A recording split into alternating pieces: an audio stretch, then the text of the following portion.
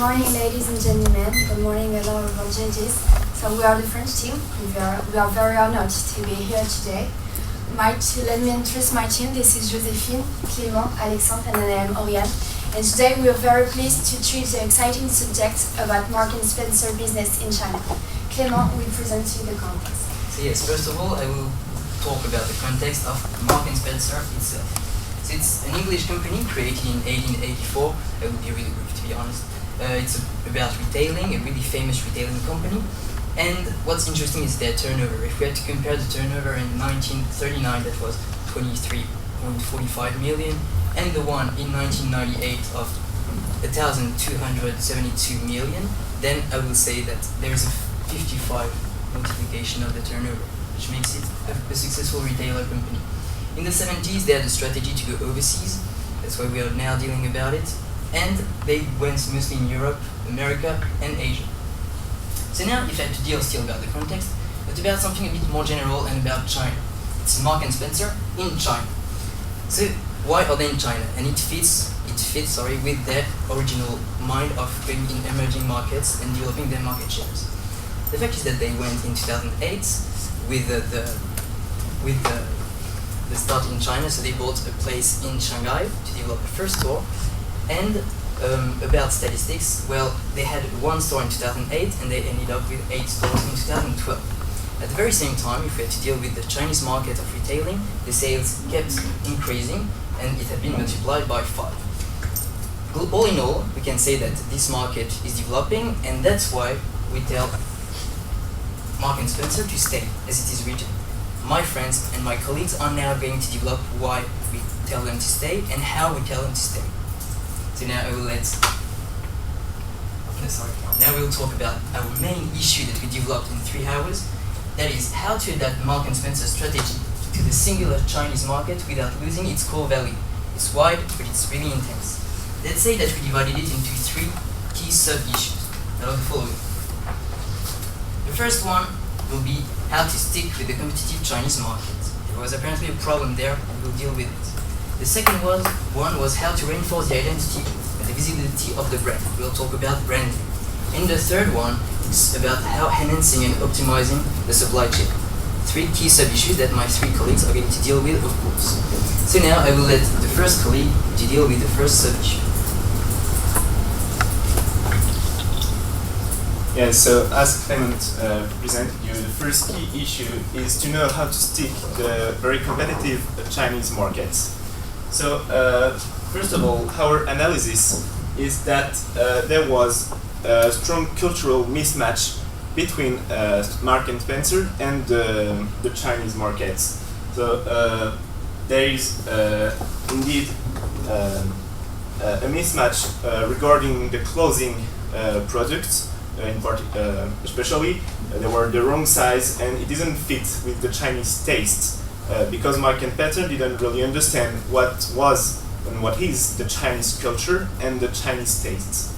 The second analysis is that Mark and Spencer is fearing to lose control over the brand, especially after the fail of the first international expansion.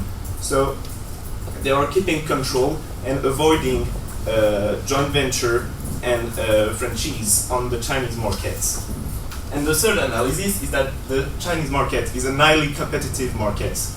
This graphic illustrates this argument.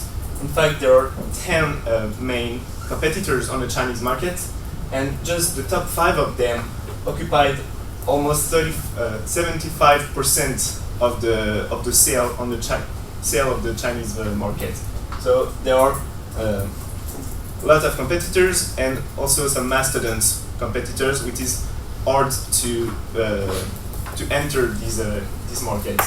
So in order to help Mark and Spencer, and regarding this analysis, we try to do some recommendation to help the firm.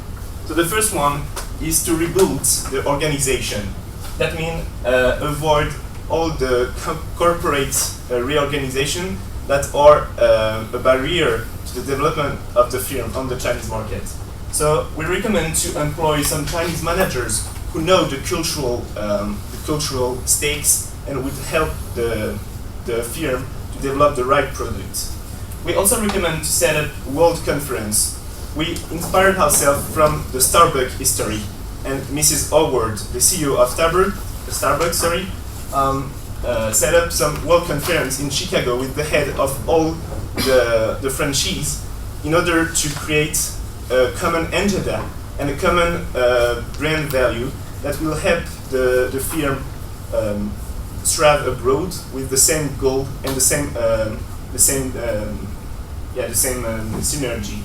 So the conference and the agenda are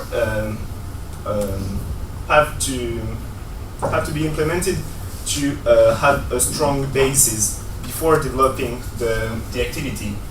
Then we recommend to do some market study to better understand the market and then enter on this market thanks to joint venture with Chinese famous retailer. Just to have some example, we recommend to do some joint venture with Lazada, which is a startup in which Alibaba also invested among $5 million US dollars, and it is an online retailer. So it will help Mark & Spencer invest the market. And another example could be Jumia, which is a startup on emerging countries and China too. And it was incubated by Rocket Internet, which is a famous incubator in Europe. So those venture could help Mark & Spencer thrive on the Chinese markets quickly. And then we recommend to implement some hedging contracts to avoid risk of currency, as Mark & Spencer is a UK company, and that is not the same currency in the Chinese market, and so there are some financial risks, and we recommend to prevent those risks. So now I will let Oriane deal with the second sub-issues. So sticking to the competitive Chinese market goes hand in hand with reinforcing the identity and visibility of the brand. I thought that the analysis regarding this second sub-issue. Mark & Spencer overall is a multi-category brand and retailer. In China, it focuses on grocery and clothing. Regarding grocery, the competitive advantage of Mark & Spencer is that they import the product from the UK. So with this type of product, they created a luxury niche market. So the strategy regarding grocery seems to be quite successful. However, it does not really correspond to the initial strategy, the initial objectives of Mark & Spencer in China. Indeed, they had a very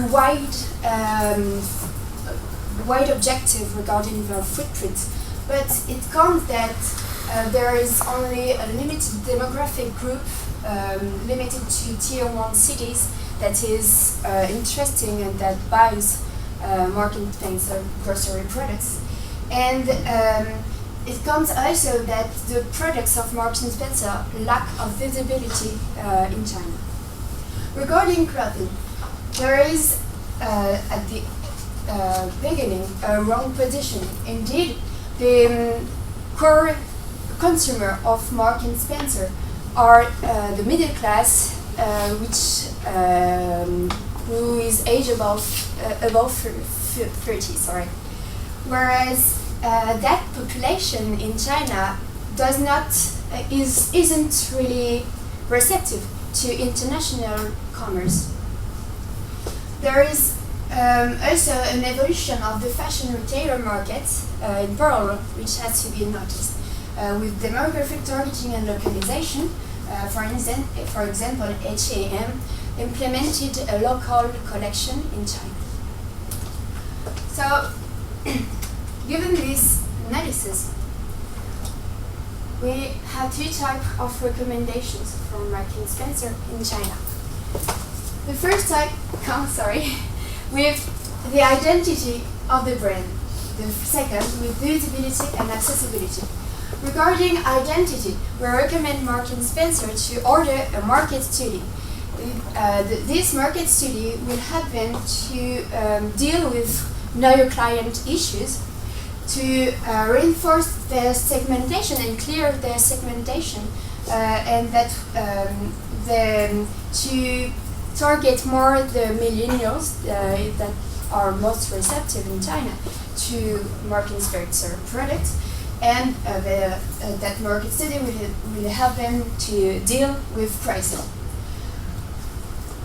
We also recommend to clear and strengthen their positioning in China. You can see there is the luxury, the cheap, local and international. Now there is a product like Louis Vuitton, for instance, the French brand. There is local clothing producers. There is H&M, which is quite international, quite cheap, quite local. And there is Marks and Spencer, which is a brand that guarantees quality but stay accessible and does not fear to reivindicate its Britain identity, but also can fit with the Chinese market. We recommend to implement fidelity program and a chatbot on the website and on places like WeChat, for instance. And finally, we recommend to diversify their product. In the existing, we recommend, for instance, a diversification through a collection with Guy London, for instance, Boy London, which is a British brand which is already popular in China. And in the existing, we recommend to introduce products regarding to furniture or or homeware, products that already exist in the UK. Regarding visibility and accessibility, we recommend to implement marketing campaigns through opinion leader, for example, for instance, partnership with Binbin, which is a Chinese opinion leader. We also recommend to increase the number of franchises to increase visibility, and for instance, to propose tasting and cooking workshop to make the consumer know better the product.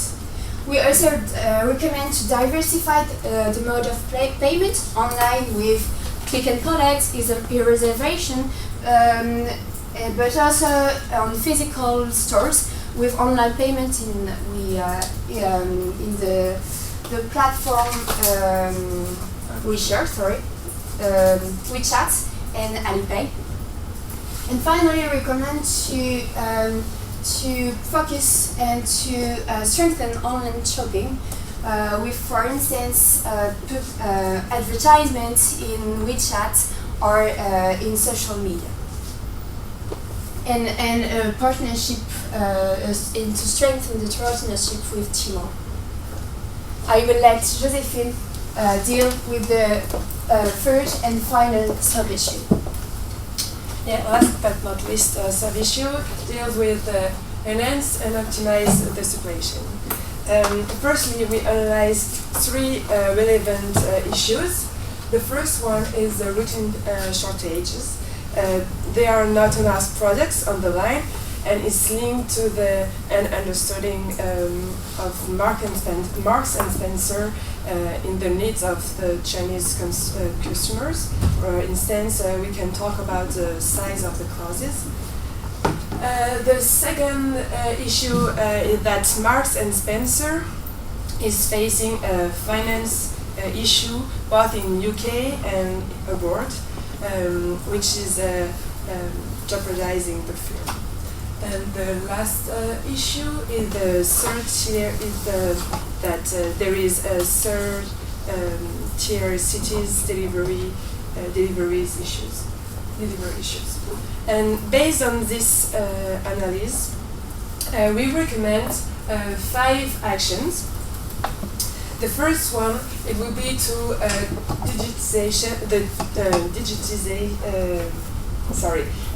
digitalize the supply chain thanks to new technology and AA to simplify and the supply chain and improve it.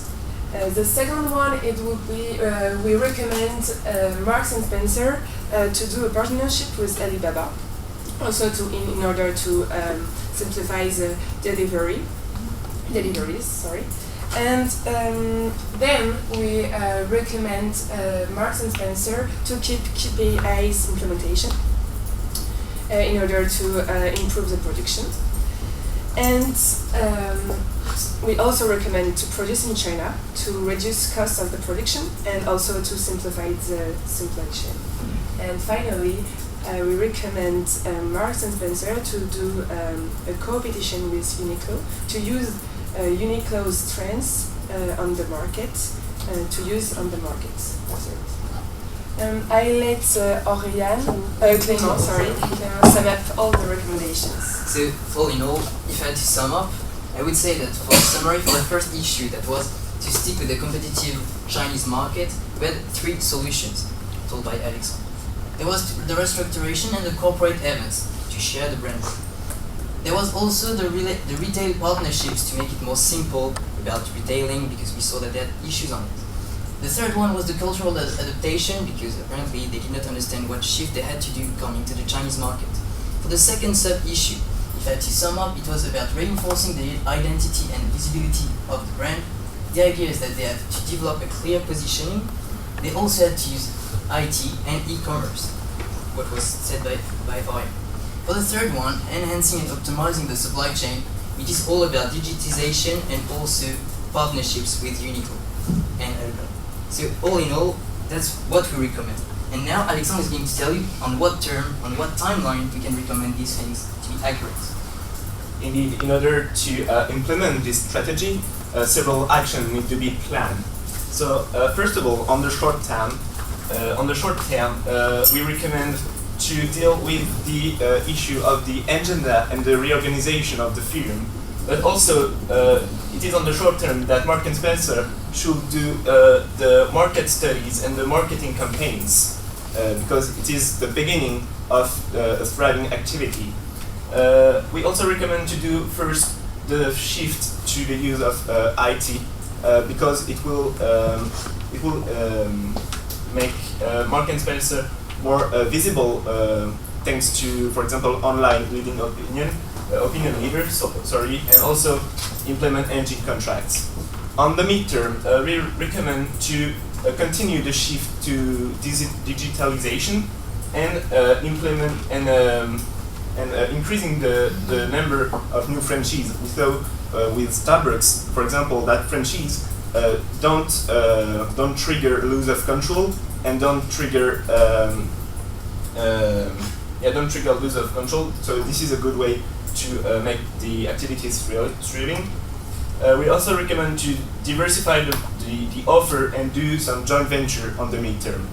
Finally, on the long term, once all this action will be implemented, we recommend it to handle the partnerships and the co-competition with some other famous firms who are already implemented in China and which we talked about during the presentation.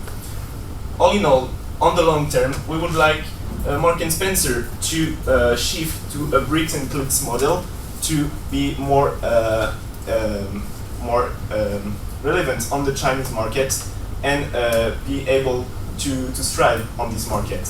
So we hope that all these recommendations will help Marks and Spencer thrive in China in the future, and we stand naturally available to help it make it concrete. So now I will let Oriane do the conclusions. So, simply, thank you very much for your attention, or in French, merci beaucoup. Okay, let's move on to the 15 minutes Q&A session. can start again, yeah. So if I understood correctly, your strategy is basically to keep the M&S British brands, but to enhance it through JV partnership and improving the communication and branding. You mentioned about the financial concerns of the whole M&S group, and then the questions we're talking about here is should they exit China? For that fundamental question to raise, clearly there's financial concerns. So do you feel your strategy is sufficient to actually have a turnaround to see through to the long-term benefit of your strategy? Because is it enough? Is it enough to continue the M&S branding by just enhancing it because they have been in China, done it? Do you feel is enough to turn it around and make sure the company stay profit and liquid to see through to the long term? We need consultation before answering your very interesting question.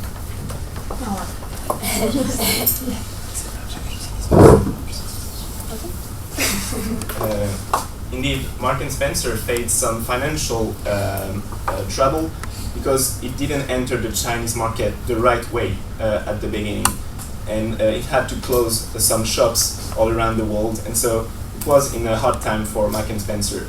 Thanks to this strategy, we hope that Marks and Spencer will enter the right way to the Chinese market, and it will eventually increase the volume of sales. This increasing of volume will eventually increase the profits of the firm, and it will allow it to solve this financial problem.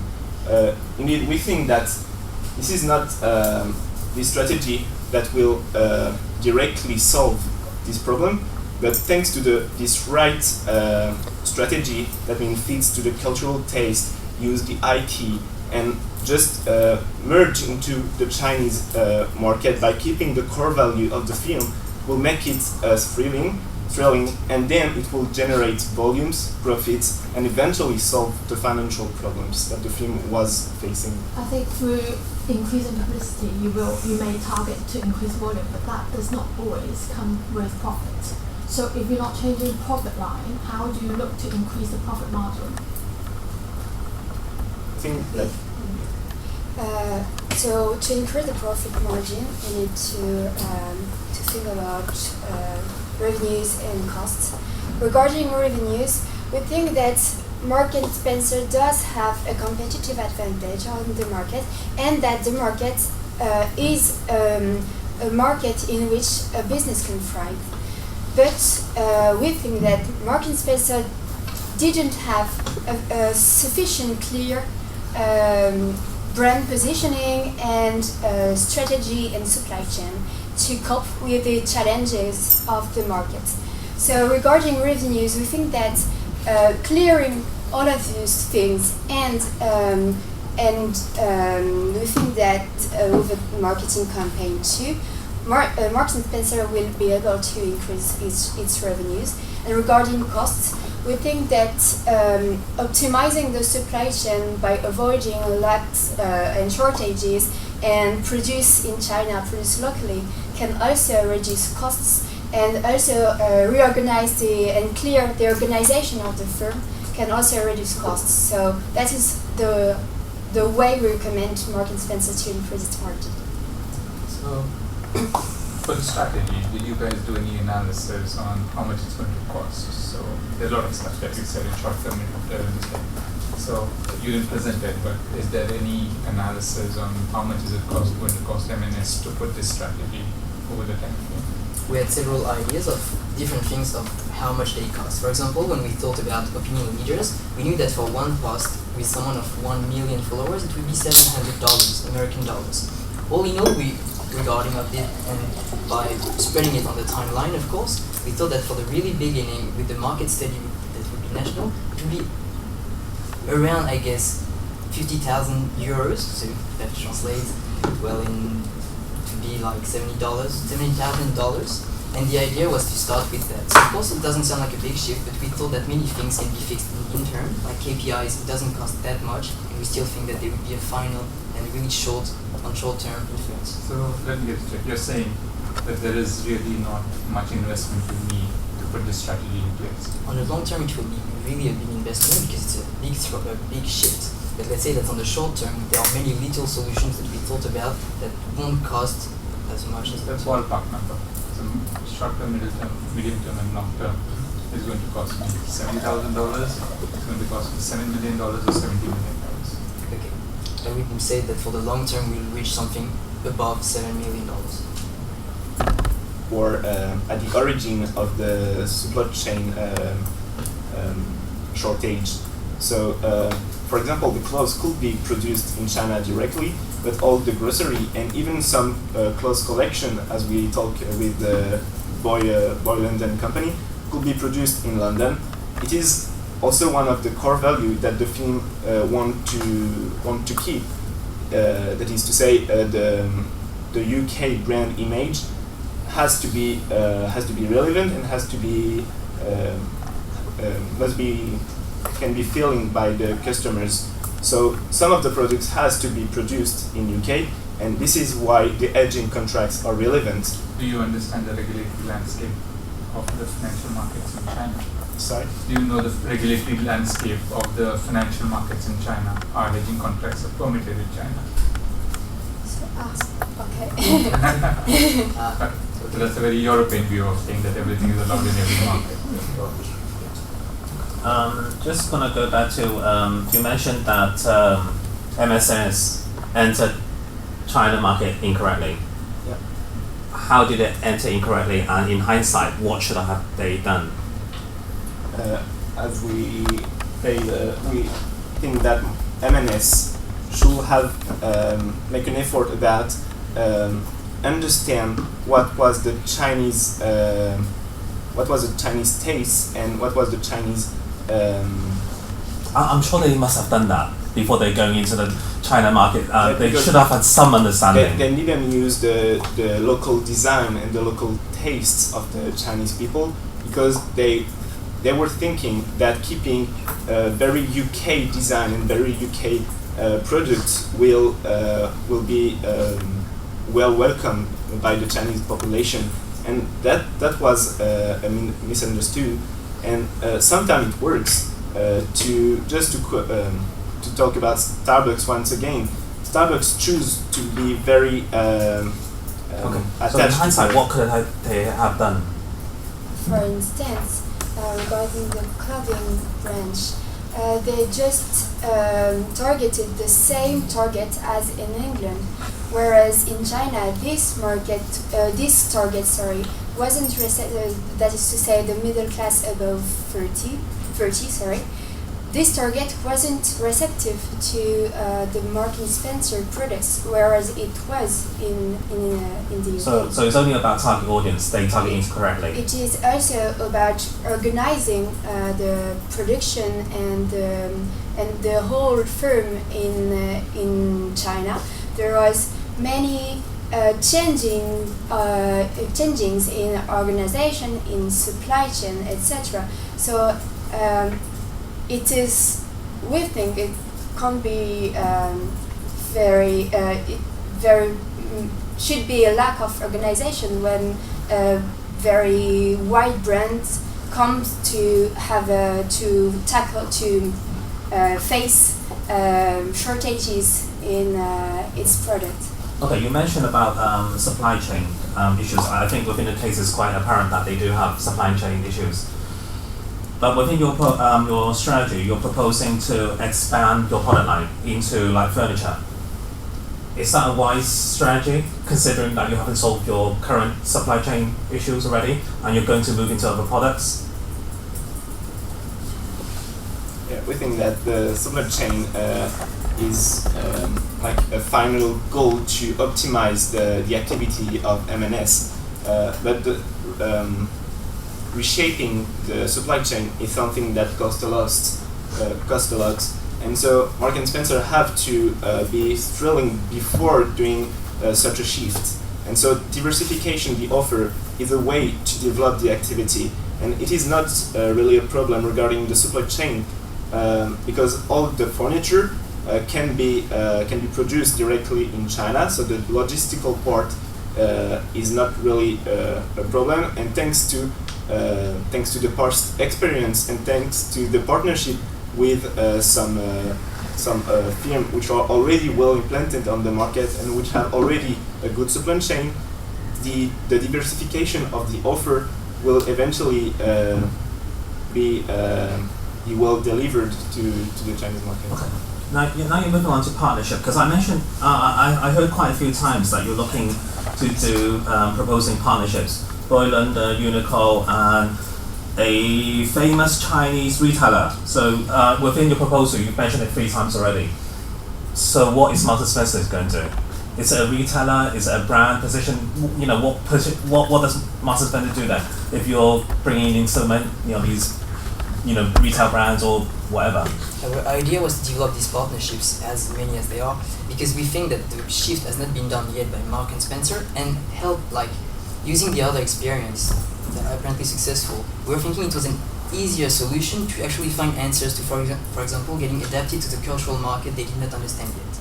That's why we said about so many things. Like Boy London was the best example, I think, because Boy London is an English brand, even putting forward its English identity, so doing it well, and it's worn by many Chinese people, and sold by many Chinese stores. So we're thinking that was the example, the epitome of a good adaptation of cultural market. That's why so many partnerships seemed useful to us in different times of the production and of the supply chain. No, I think the main question is, Marks & Spencer today is a brand in itself. If you're going to start selling Uniqlo products in Marks & Spencer, have you changed it from becoming a brand to a shopping center where you're selling multiple brands in that? Because Uniqlo and Marks & Spencer are competing brands. So what is your, can you elaborate more on that strategy? This is the aim of a co-competition strategy. It is a strategy that aims to keep the brand image of both companies, but join their experience and their abilities to be more thrilling. Why would Uniqlo do that? Uniqlo is already quite successful in China.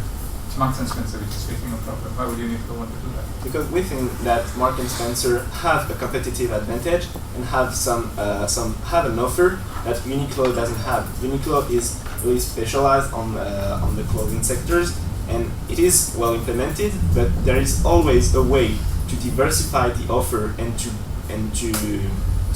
present an economic growth. And so we think that even if Uniqlo, for example, is actually well implemented, they will be convinced by the offer of a worldwide famous brand as Marks & Spencer regarding the other offer as the food, the furniture, and all this. You mentioned about diversification quite a few times.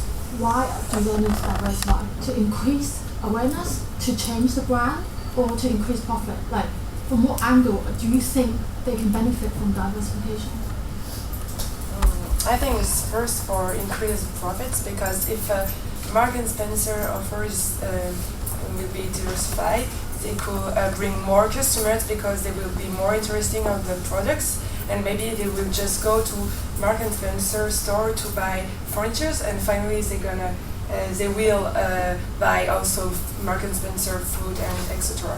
And it's to diversify the offer to bring more consumer in Marks & Spencer stores. But why diversify product while you could diversify into different geographic locations? Currently, I think the predominant of the stores in tier 1 cities. Why not tier 2 or tier 3 cities?